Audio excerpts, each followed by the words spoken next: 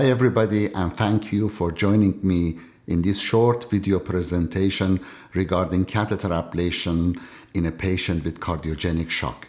I hope you will enjoy this presentation and join me in my future short videos. Thank you.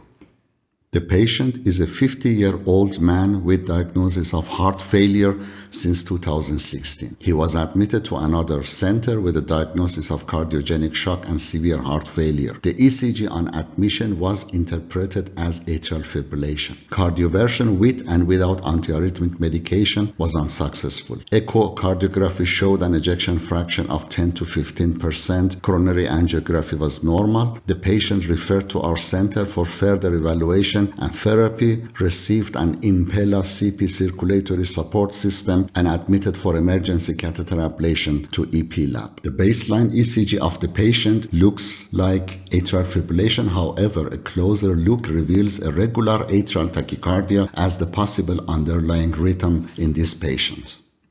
High-density mapping and coherent mapping showed a macro-reentrant cavo-tricuspid isthmus-dependent clockwise atrial flutter as the underlying arrhythmia in this patient. The tachycardia was successfully ablated by ablation of a cavo-tricuspid isthmus. It is worthy to note that arrhythmia-induced cardiomyopathy should be strongly considered in patients with paroxysmal or persistent supraventricular tachycardia, primarily atrial fibrillation, atrial tachycardia or atrial flutter, and also persistent junctional reciprocating tachycardia with a heart rate above 100 per minute as in our patient. AF cardiomyopathy should be suspected in patients with non-ischemic cardiomyopathy and paroxysmal, persistent, or permanent atrial fibrillation, even with appropriate rate control. This is the ECG of the patient in sinus rhythm. After termination of atrial flutter, no further tachycardia was inducible, and therefore we terminated the procedure. 1 hour after the procedure, we explanted Impella CP. Ejection fraction improved and reached to 45 and 55% 3 and 7 days after ablation respectively.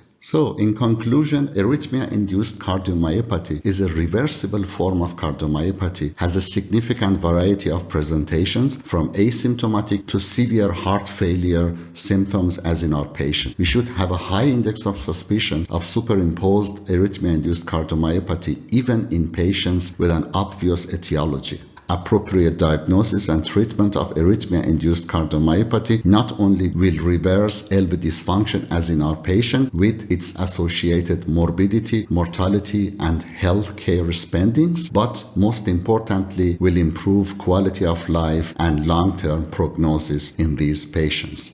Once again, thank you for joining me in this short case presentation, and I hope to having you here in my future short videos.